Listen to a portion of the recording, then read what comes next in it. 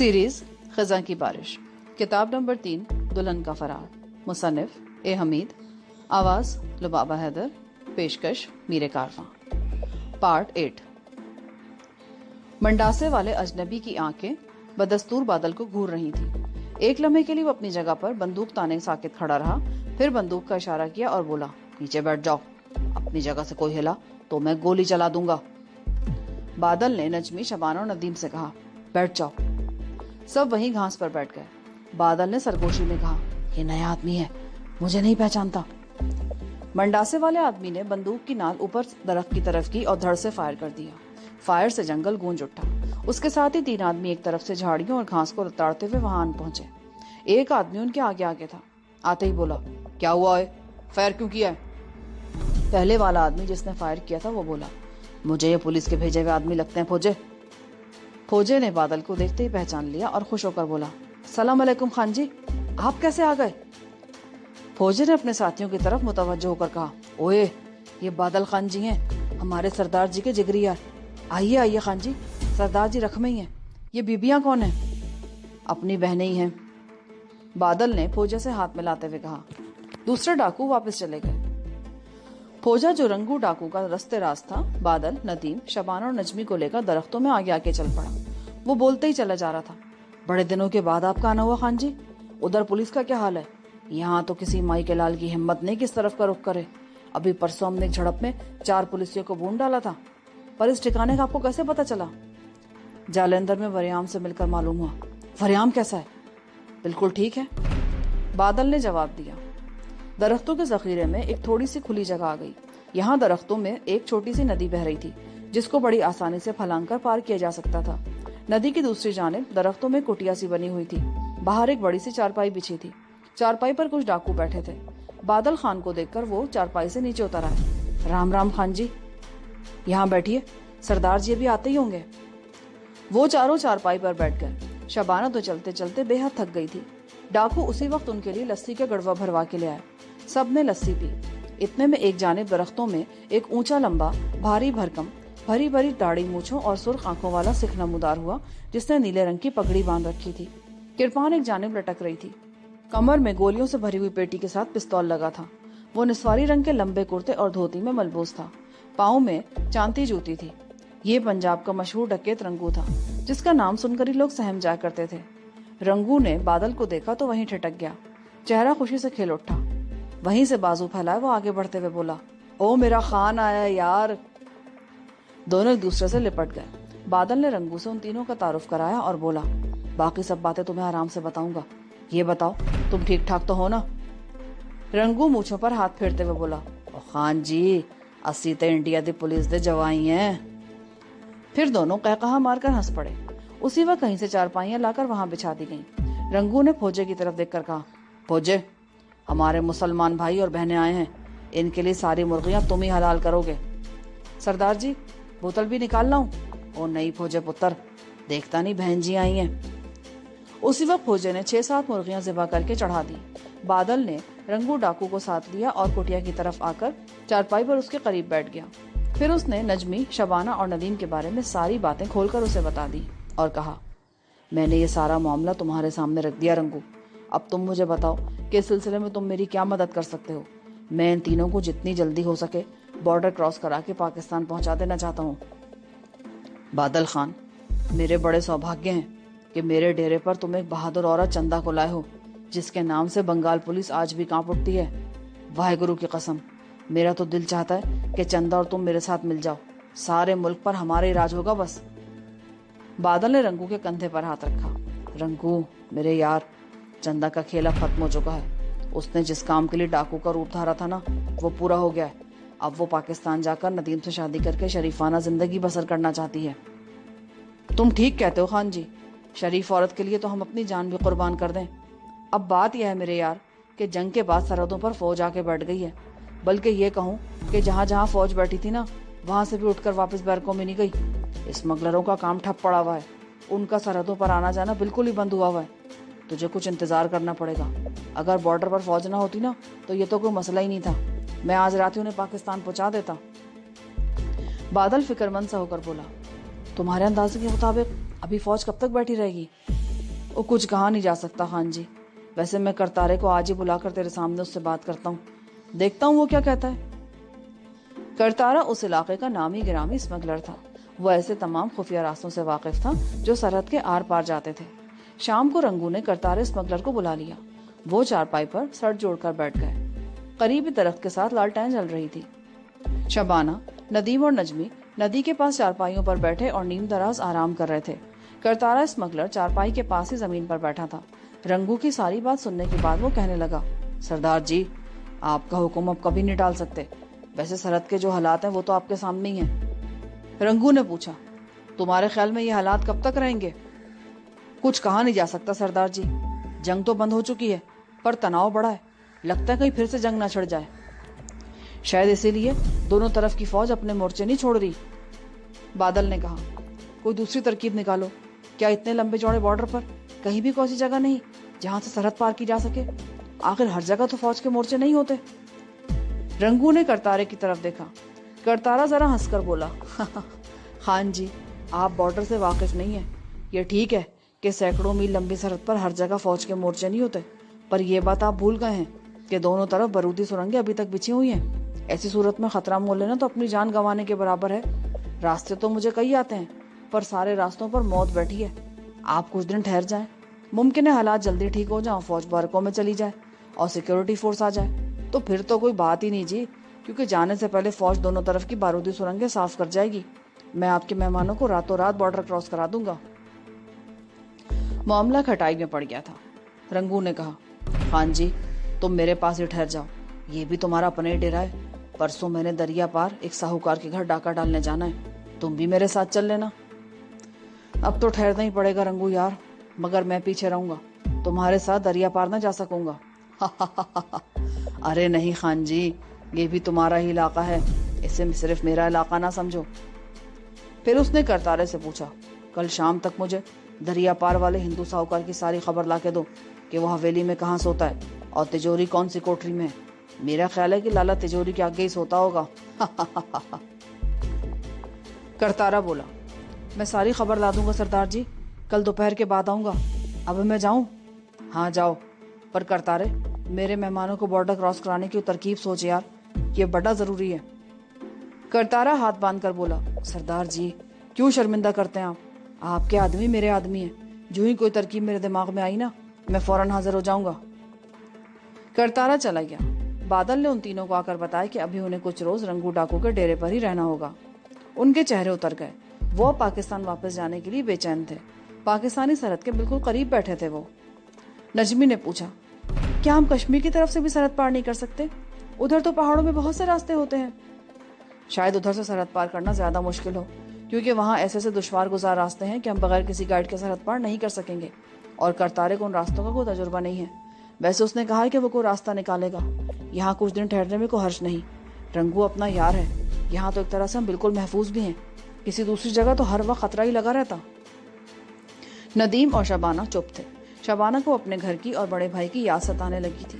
اس کا خاوند تو ایک جابر آدمی تھا. شبانہ اسے کیا یاد کرتی؟ اسے کچھ معلوم نہیں تھا کہ جب وہ اس کے پاس امریکہ واپس پہنچے گی تو اس کا کیا رد عمل ہوگا. شبانہ کو 99% یقین تھا کہ اب وہ اسے اپنے پاس نہیں رکھے گا اور طلاق دے دے گا. شبانہ نے بھی دل میں فیصلہ کر لیا تھا کہ اگر ایسی بات ہو گئی تو وہ طلاق لے کر لاہور آ جائے گی اور کسی کالج میں لیکچرر لگ جائے گی اور بقیہ ساری زندگی کتابوں میں بسر کر دے گی. اس نے بادل سے کہا, بھائی جان, آپ کے خیال میں ہمیں یہاں کتنے دن مزید رہنا ہوگا؟ کچھ کہا نہیں جا سکتا شبانہ بہن. 1 مہینہ بھی لگ سکتا ہے. 15 دنوں میں بھی فوج بارودی سرنگیں صاف کر کے واپس بیرکوں میں جا سکتی ہے. شبانہ ٹھنڈی آ بھر کر چپ ہو گئی. نجمی نے بھی سر جھکا لیا. ندیم کہنے لگا, یہاں بھی کوئی ہم زیادہ محفوظ تو نہیں ہے. کسی بھی وقت پولیس پارٹی چھاپا مار سکتی ہے. پولیس رنگو کے ڈیرے پر خودکشی کرنے کبھی نہیں آئے گی ندیم. میں جانتا ہوں. یہاں میں بھی تمہارے ساتھی ہوں. تم دیکھ لو گے, کوئی نہیں آئے گا یہاں پر.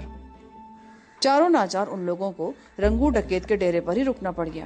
وہاں سے واپس دلی یا بہار کی طرف جانے کا سوال ہی پیدا نہیں ہوتا تھا. نجمی نے بادل سے کہا ضرور کہ اگر وہ واپس جانا چاہے تو چلا جائے. اس پر بادل بولا, نجمی بہن, میں آپ سب کو بارڈر کراس کرائے بغیر یہاں سے واپس نہیں جا سکتا. میں نے آپ کے ساتھ رہنے کا فیصلہ کر لیا ہے. دوسرے دن رات کو رنگو ڈکیت دریا پار ہندو ساہوکار کے گھر ڈاکہ ڈالنے چلا گیا. आधे आदमी वो अपने साथ ले गया था। डेरे पर बाकी आधे डाकू मौजूद थे। उसी रात सुबह सुबह रंगू वापस आ गया। वो बहुत से जेवर और नकदी वहां से लूट कर लाया था। उसने सोने का एक हार शबाना और नजमी को पेश करना चाहा, मगर उन्होंने ये कहकर हार वापस कर दी कि उन पर इनका कोई हक नहीं है। रंगू ने फिर ज्यादा इसरार नहीं किया। उससे अगले दिन शाम के वक्त अचानक करतारा स्मगलर आ गया। वो रंगू डाकू के पास जमीन पर बैठ गया और बोला, खान जी, आपके पुरानों के वास्ते खुशी की खबर लाया हूँ। रंगू ने बादल को भी बुला लिया। करतारा बोला, मैंने बॉर्डर पर मोर्चाबंद एक हिंदू सूबेदार से बात कर ली है। वो 2000 रुपया फी आदमी के हिसाब से बॉर्डर क्रॉस कराने पर राजी हो गया है। बादल ने जल्दी से कहा, हम उसे 4000 फी आदमी भी देंगे, मगर कहीं वो धोखा तो नहीं देगा। रंगू ने बात काटते हुए कहा, बादल, तुम मेरे मेहमान हो, जितने पैसे लगेंगे मैं दूंगा यार, मेरी तौहीन तो ना करो। बादल खामोश हो गया। रंगू ने अब वही सवाल दोहराया जो बादल ने पूछा था, सूबेदार काबिल एतबार आदमी है या नहीं? कहीं वो अपनी बात से फिर तो नहीं जाएगा? सरदार जी, करतारा कच्ची गोलियां नहीं खेला करता। मैंने पूरी तरह से छानबीन के बाद सूबेदार से बात तय की है। मुझे मालूम है कि इससे पहले भी वो 2-2 हजार रुपए देकर कुछ लोगों को बॉर्डर क्रॉस करा चुका है। तब बादल ने कहा, लेकिन वो हिंदू सूबेदार तो सिर्फ इंडिया का बॉर्डर क्रॉस कराएगा, आगे पाकिस्तानी फौज होगी, वहां से हम कैसे निकलेंगे? खान जी, आपके बहन भाई भी तो पाकिस्तानी है। उसूली तौर पर तो आपको चाहिए कि बॉर्डर क्रॉस करते अपने आप को पाकिस्तानी फौज के हवाले कर दें। उस वक्त तो आपको ऐसा ही करना पड़ेगा, क्योंकि पाकिस्तानी बॉर्डर इन हालात में क्रॉस करना नामुमकिन है। रंगू ने बादल की तरफ मुतवज्जो होकर कहा, मेरा ख्याल है बहन जी और भाई साहब को ऐसा ही करना चाहिए, क्योंकि बॉर्डर क्रॉस कराने के बाद खुद को पाकिस्तानी फौज के हवाले करते हैं। कम से कम ये लोग पाकिस्तान तो पहुंच जाएंगे ना। बादल बोला, ये तो मैं इन लोगों से बात करके ही बता सकता हूँ। करतारा कहने लगा, पर उस हिंदू सूबेदार ने एक शर्त लगाई है। उसने कहा है कि वो सब लोगों को एक साथ बॉर्डर क्रॉस नहीं करा सकता, बल्कि एक एक करके बॉर्डर पार पहुंचाएगा। उसने इस बात की गारंटी भी दी है कि जब तक आपका आदमी इंडिया की जमीन के अंदर होगा, उस पर पीछे से गोली नहीं चलाई जाएगी। पाकिस्तानी फौज गोली चला दे तो उसकी जिम्मेदारी वो नहीं लेता। रंगू बोला, खान जी, उन्हें समझा दे कि पाकिस्तानी मोर्चों के सामने पहुंचते ही हाथ उठाकर बोल दे कि हम पाकिस्तानी हैं, हम स्मगलर नहीं हैं। बादल ने कहा, मैं भी बात करके आता हूँ। कुटिया के पीछे शबाना और नदीम बैठे बातें कर रहे थे। उन्हें उम्मीद थी कि करतारा कोई अच्छी खबर ही लेकर आया होगा। बादल करीब आए तो नदीम ने पूछा, खान भाई, कोई खुशखबरी लाए हो ना? हाँ। बादल उनके करीब बैठ गया। उसने वो सारी बातें बता दी जो करतारे ने उसे बताई थी। सब सोच में पड़ गए। मौका सुनहरी था, मगर यह खतरा अपनी जगह पर मौजूद था कि अगर पाकिस्तानी मोर्चों से उन पर फायरिंग शुरू हो गई तो फिर क्या बनेगा। नजमी कहने लगी, पाकिस्तानी मोर्चों के सामने जाते ही हम कलमा शरीफ पढ़कर हाथ उठा देंगे। मुसलमान कभी किसी दूसरे मुसलमान पर गोली नहीं चलाता, और फिर औरतों पर गोली चलाने का सवाल ही पैदा नहीं होता। ये काम एक मुसलमान सिपाही कभी नहीं करेगा। वो हमें गिरफ्तार जरूर कर लेंगे। गिरफ्तार होने के बाद मामला अदालत में जाएगा, जहाँ सारी बात खुल जाएगी। मुझे पूरी उम्मीद है कि इस तरह हमें सिर्फ गैर कानूनी तौर पर बॉर्डर क्रॉस करने की सजा ही मिलेगी। कम से कम अपने प्यारे वतन तो पहुंच जाएंगे ना। बादल बोला, लेकिन मुझे बताया गया है कि हमें एक एक करके बॉर्डर क्रॉस कराया जाएगा, क्योंकि जिस हिंदू सूबेदार से हमारे आदमी ने मामला तय किया है, वो पहले एक को, फिर अगली रात दूसरे, उससे अगली रात तीसरे को बॉर्डर क्रॉस कराएगा। अब तो शबाना और नजमी को मजीद हैरत हुई। शबाना ने कहा, मैं सरहद अकेली कैसे पार करूंगी? मुझे तो कुछ भी मालूम नहीं कि आगे किस तरफ जाना होगा, और पाक फौज के मोर्चे कहाँ होंगे। क्या मालूम कोई मुझ पर फायर कर दे, फिर रात का वक्त होगा। इससे तो बेहतर है कि हम सरहद पार ना ही करें। नजमी ने कहा, क्या ये शख्स हमें दिन के वक्त सरहद पार नहीं करा सकता? नहीं, दिन की रोशनी में आजकल बॉर्डर क्रॉस नहीं हो सकता। पहले बॉर्डर सिक्योरिटी थी तो मामला और था। ये लोग इंडियन बॉर्डर सिक्योरिटी वालों से मिले हुए हैं, मगर अब मामला दूसरा है।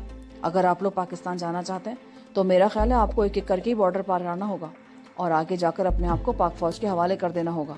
फिर इसमें कोई हर्ज भी नहीं है। ये लोग जो बॉर्डर क्रॉस करवाते हैं बड़े जिम्मेदार होते हैं। कम से कम आपको सरहद की दूसरी तरफ जरूर ला खड़ा करेंगे। नदीम काफी देर से खामोश था। जब नजमी ने उससे राय मांगी तो वो कहने लगा, मैं समझता हूँ बादल की राय बिल्कुल दुरुस्त है। हमें इस मौके से फायदा उठाना चाहिए। हम इस पोजीशन में नहीं है कि इस मुल्क यानी भारत में रह सकें। जिस दिन हम यहाँ पकड़े गए ना, हमारा अंजाम फांसी का तख्ता ही होगा। मेरे और नजमी के खाते में कई कत्ल हैं। शबाना को फांसी ना लगे तब भी वो सारी उम्र यहाँ जेलों में सड़ती रहेगी। जाहिर है उस पर भी जासूसी का इल्जाम ही लगेगा ना। नदीम ठीक कह रहा था। नजमी और शबाना को यूं लगा जैसे उन्होंने अगर इस सुनहरी मौके से फायदा ना उठाया तो फिर शायद उन्हें देर हो जाएगी। वक्त गुजर जाएगा और मुमकिन है रंगू डाकू के डेरे पर ही छापा पड़ जाए और वो सब गिरफ्तार हो जाएं। नजमी ने कहा, तो फिर मेरी तजवीज़ ये है कि सबसे पहले नदीम बॉर्डर क्रॉस करे, उसके बाद शबाना और आखिर में मैं बॉर्डर क्रॉस करूंगी। उस पर एक नई बहस शुरू हो गई। नदीम कह रहा था कि नजमी को आखिर में नहीं जाना चाहिए। शबाना अलग परेशान थी कि अकेली रात के अंधेरे में वो कैसे जाएगी। किसी की कुछ समझ में नहीं आ रहा था। बादल खामोश था। काफी बहस मुबाहसे के बाद आखिर वही फैसला किया गया जिसका इजहार नजमी कर चुकी थी, यानी सबसे पहले नदीम, उसके बाद शबाना और आखिर में नजमी। रंगू को उसी वक्त फैसले से आगाह कर दिया गया, साथ ही करतारे को भी बता दिया गया और उसको रकम भी अदा कर दी गई। करतारे ने कहा, कल अपने आदमी को तैयार रखना, मैं 8 बजे रात को आऊंगा। वो रात और अगला दिन नजमी, शबाना और नदीम ने एक दूसरे की मियत में गुजारा। नजमी बार बार नदीम को हिदायत कर रही थी कि वो पाकिस्तानी सरहद में जाने के बाद अपने हाथ खड़े करना ना भूले और चीख कर ऐलान कर दे कि मैं मुसलमान हूँ, पाकिस्तानी हूँ। नदीम उसे तसल्ली दे रहा था कि वो फिक्र ना करे और साथ ही ताकीद भी करता जा रहा था कि वो भी एहतियात से बॉर्डर क्रॉस करे। नदीम ने एक बात खास तौर पर नजमी और शबाना को बता दी थी कि मैं पाकिस्तानी सरहद पर जाते ही पकड़ा गया तो उन्हें बता दूंगा कि मेरे बाद तुम दोनों भी बॉर्डर क्रॉस करने वाली हो। इस तरह सरहद क्रॉस करते हुए तुम दोनों को ज्यादा खतरा लाक नहीं होगा। आखिर दिन गुजर गया और रात आ गई। रंगू ने उन सबके साथ बैठकर खाना खाया। वो भी बार बार उनको तसल्लियां दे रहा था। रात के ठीक 8 बजे करतारा वहां पहुंच गया। वो जीप साथ लेकर आया था, साथ ही एक ड्राइवर भी था। अपना बंदा लेकर मेरे साथ चलो जी, अभी हमें काफी दूर जाना है, वो बोला। नदीम ने बारी बारी सबसे हाथ मिलाया, बादल और रंगू का शुक्रिया अदा किया, फिर नजमी का हाथ अपने हाथों में लेकर कहा, अपना ख्याल रखना, मैं तुम्हारा इंतजार करूंगा। नजमी दिल में उदास जरूर थी मगर आंखों में आंसू नहीं थे। उसने नदीम का हाथ गर्मजोशी से दबाते हुए कहा, अल्लाह तुम्हारा निगहबान हो नदीम। नदीम ने शबाना को भी हौसले के 2-4 बोल बोले और करतारे स्मगलर के साथ जीप में सवार हो गया। शबाना ने नदीम को खास तौर पर हिदायत की कि वो लाहौर जाकर सिर्फ उसके भाई को ये बता दे कि शबाना जिंदा है और 2 रोज बाद बॉर्डर पर पहुंच जाएगी। जीप कच्चे रास्ते पर रात के बढ़ते हुए अंधेरे में बॉर्डर की तरफ रवाना हो गई। नदीम पिछली सीट पर बैठा था। करतारा अगली सीट पर अपने साथी सिख ड्राइवर के साथ था। वो बिल्कुल चुप था। जीप 2 घंटे तक उस वीरान इलाके में दौड़ती रही। आगे एक खाल आ गया। खाल पार करने के बाद जीप को एक तरफ केकर के दरख्तों के नीचे रोक दिया गया। करतारा ने नदीम से वहीं जीप में बैठे रहने को कहा और खुद अकेला ही चादर की बुकल मारकर अंधेरे में आगे चला गया। चारों तरफ अंधेरा और खामोशी थी। आसमान तारों भरा था। दूर दूर किसी जगह से भी कोई टिमटिमाती हुई रोशनी दिखाई नहीं दे रही थी। ड्राइवर जीप की अगली सीट पर और नदीम पिछली सीट पर खामोश बैठे थे। 10-15 मिनट गुजर गए। फिर अंधेरे में खेवला नजर आया। ये करतारा था। उसने आते ही ड्राइवर से कहा कि वो जीप वापस ले जाए। नदीम जीप से उतरा। करतारा उसे लेकर एक तरफ गया और बोला, यहाँ से खतरनाक सरहदी इलाका शुरू होता है, पर फिक्र करने की जरूरत नहीं है। यहाँ बारूदी सुरंगें नहीं है। हिंदू सूबेदार ने खासतौर पर मुझे रास्ता बताया है। मेरे पीछे पीछे चले आओ। खबरदार, जरा भी ना खांसना। 1 फरलांग पर हमारी जानिब भारतीय फौज के मोर्चे हैं। चारों तरफ एक हौलनाक सन्नाटा तारी था। नदीम खामोशी से करतारे के पीछे पीछे चलने लगा। यहाँ सूखी झाड़ियां जगह जगह उगी हुई थी। सितारों की धीमी धीमी रोशनी के गुबार में दोनों इंसानी साए फूंक फूंक कर कदम उठाते आगे बढ़ रहे थे। थोड़ी दूर चलने के बाद करतारा अंधेरे में इधर उधर देख लेता था। झाड़ियां खत्म हो गईं। अब सामने बंजर इलाका था। अंधेरे में वहां कोई घास, दरख्त या झाड़ी नजर नहीं आ रही थी। आगे एक छोटा सा टब्बा था। टब्बे की एक जानिब खाल बह रहा था। करतारा ने नदीम को खाल के किनारे टब्बे के पास इशारे से बिठा दिया और खुद झुककर टब्बे की दूसरी जानिब चला गया। 2 मिनट बाद वो वापस आया तो उसके पीछे पीछे एक और इंसानी साया भी चला आ रहा था। करीब आने पर सितारों की फीकी रोशनी में नदीम ने देखा कि वो एक फौजी था जिसके हेलमेट की जाली में दरख्त की शाखें लगी हुई थी। उसके हाथ में राइफल थी। अंधेरे में उसकी जर्दी माइल आंखें चमक रही थी। दोनों वहीं बैठ गए। करतारा आहिस्ता से बोला, सूबेदार जी, ये हमारा आदमी है। सूबेदार ने भी सरगोशी की, अब तुम जाओ, इसे मेरे साथ कर दो। करतारे ने नदीम के कंधे को आहिस्ता से दबाया और उठकर खाल के किनारे किनारे वापस चल दिया। सूबेदार नदीम से बोला, मेरे पीछे पीछे आओ। सूबेदार नदीम को लेकर खाल के अंदर उतर गया। ये खाल इधर उधर से घूम घाम कर एक छोटी सी झार के पास निकल आया। सूबेदार ने नदीम को हाथ से बाहर आने का इशारा किया। बाहर आकर उसने नदीम को जमीन पर बैठाया और कान के पास मुंह लाकर सरगोशी में बोला, वो सामने बाएं जानिब पाकिस्तानी फौज के मोर्चे हैं। यहाँ से इधर भाग जाओ, पीछे से तुम पर गोली नहीं चली जाएगी। आगे तुम्हारी जिम्मेदारी है, चलो डबल लगाओ। नदीम को आगे और पीछे दोनों जानिब मौत नजर आ रही थी। उसके साथ कुछ भी हो सकता था, लेकिन वो आगे बढ़ने पर मजबूर था। सूबेदार ने उसे आगे धक्का दिया और नदीम ने झुककर सामने की जानिब दौड़ना शुरू कर दिया। ये दोनों सरहदों के दरमियान गैर जानिबदार इलाका था। अंधेरे में नदीम बेतहाशा भागता जा रहा था। सामने ऊंची ढेरियां सी आ गईं। नदीम दौड़ता हुआ उन ढेरियों के पास पहुंचा तो किसी ने चिल्लाकर कहा, हॉल्ट! कौन है? नदीम ने ऊंची आवाज में कलिमा शरीफ पढ़ा और दोनों हाथ बुलंद कर दिए। दूसरी रात करतारे स्मगलर ने शबाना को भी सरहद पार करा दी। उन दोनों को गैर कानूनी तौर पर सरहद पार करने की कोशिश में पाकिस्तानी हुकाम ने हिरासत में ले लिया। उनके साथ कानूनी कार्रवाई एक लाजमी बात थी। उन दोनों को हम कानून के हवाले करके नजमी और बादल की तरफ चलते हैं। करतारे ने रंगू डकैत नजमी और बादल को बता दिया था कि नदीम और शबाना पाकिस्तान पहुंच चुके हैं और पाकिस्तानी हुकाम की हिरासत में हैं। नजमी ने इत्मीनान का सांस लिया कि चाहे किसी भी तरह सही पर वो दोनों पाकिस्तान पहुंच गए थे और उनकी जिंदगी और इज्जत महफूज हो गई थी। रंगू ने करतारे से कहा, अब हमारी दूसरी बीबी चंदा को भी पाकिस्तान पहुंचाना है करतारे। मैं हाजिर हूँ सरदार जी। बहन जी, आप आज की रात आराम कर लें। वाहेगुरु की कृपा से कल रात आपको भी सरहद पार करा दूंगा। सारा दिन रंगू के डेरे पर नजमी ने कुछ सोकर और कुछ बादल से बातें करते वक्त गुजार दिया। उसे महसूस हो रहा था कि उसका बहुत बड़ा बोझ हल्का हो गया है। शबाना और नदीम पाकिस्तान वापस पहुंच चुके थे। ये एक बहुत बड़ा मसला तय हो गया था। अब कल रात वो भी बॉर्डर क्रॉस करके पाकिस्तान पहुंचने वाली थी। वो सोचने लगी कि उसे भी पाकिस्तान की सरहद में दाखिल होते हिरासत में ले लिया जाएगा। उसे नदीम की जुबानी मालूम हो चुका था कि उसका बाप लाहौर में इंतकाल कर चुका है और सौतेली में अपने गांव जा चुकी है और लाहौर के पुराने मकान पर ताला पड़ा है।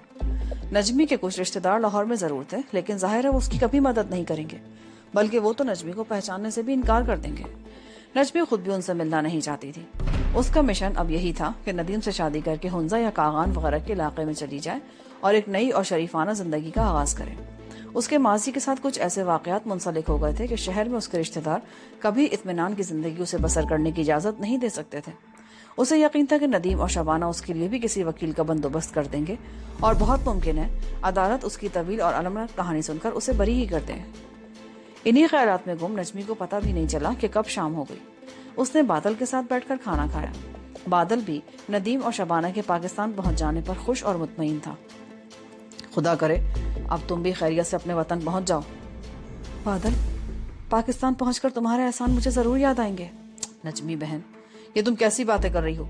मैंने तो अपना फर्ज अदा किया है, इसमें एहसान वाली कोई बात नहीं। खाना खाने के बाद वो कुटिया के सामने चारपाई पर बैठे रंगू के पास जाकर बैठ गए। रंगू खाना खा चुका था और दो डाकू उसके कंधे दबा रहे थे। दूर दरख्त पर लालटेन जल रही थी, जहाँ कुछ घोड़े खड़े चारा वगैरह खा रहे थे। बाकी डाकू रात सोने के लिए इधर उधर जमीन पर दरिया और बांस की चारपाइयां बिछा रहे थे। इतने में एक आदमी दरख्तों के अंधेरे में से निकलकर दौड़ता हुआ आया। वो हाँप रहा था, सरदार, करतारा पुलिस मुकाबले मारा गया। पुलिस मुकाबला? अरे यहाँ पुलिस कहाँ से आ गई? वो आदमी जो रंगू का खास मुखबिर और जासूस था, सांस दुरुस्त करते हुए बैठ गया और बोला, सरदार, पुलिस रख में दाखिल हो गई है। सबसे पहले करतारा उनके सामने आ गया। करतारा ने गोली चलानी चाहिए तो सब इंस्पेक्टर ने उसे गोली मारकर वहीं ढेर कर दिया। रंगू डाकू ये सुनकर उठ गया। उसने अपने आदमियों को आवाज दी, तैयारी करो, हमारे साले हिंदू पुलिस वाले आ गए हैं। नजमी और बादल भी उठ खड़े हुए। रंगू ने उनकी तरफ देखकर कहा, परेशान क्यों होते हो यार? जब तक रंगू जिंदा है ना, तुम पर कोई माई का लाल हाथ नहीं डाल सकता।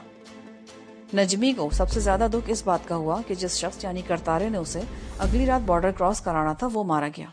फौरी तौर पर सरहद पार करने की उम्मीद की शमा गुल हो गई। रंगू के डेरे में एक हलचल सी मच गई। डाकू इधर उधर दौड़कर राइफल और बंदूकें संभालने लगे।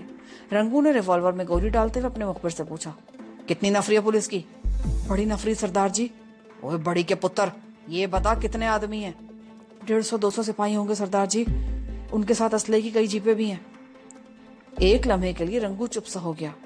150-200? उसने किसी कदर ताज्जुब से कहा, फिर फौरन एक नफरत अंगेज कहका लगाकर कहा, वाहेगुरु दी सौ, एक एक को भून के रख दूंगा। आज उनमें से कोई भी जिंदा वापस नहीं जाएगा। मुखबिर उठकर दूसरी तरफ चला गया। रंगू बादल और नजमी की तरफ देखकर बोला, घबराने की जरूरत नहीं है, ऐसे छापे पड़ते ही रहते हैं। तुम लोगों को भी इसका तजुर्बा होगा, मेरे साथ आओ। तमाम लालटेनें फौरन बुझा दी गई। रंगू ने अपने साथियों में असलहा बांटकर उन्हें जखीरे में चारों तरफ फैला दिया और खुद नजमी और बादल को लेकर जखीरे के जुनूब की तरफ बढ़ा। एक एक राइफल नजमी और बादल ने भी थाम रखी थी। डेरे से कुछ दूर एक छोटा सा टब्बा था जहां उन लोगों ने मोर्चा बना रखा था। रंगू, नजमी और बादल उस मोर्चे में बैठ गए। राइफलों का रुख सामने दरख्तों की जानिब था। एक पल के लिए चारों तरफ गहरी खामोशी छा गई। रंगू, बादल और नजमी के दरमियान मोर्चा संभाले बैठा था। उन सब की राइफलों का रुख बिल्कुल सामने था। रंगू ने आहिस्ता से कहा, आने दो सब मेरे सालों को, एक एक करके खत्म कर दूंगा।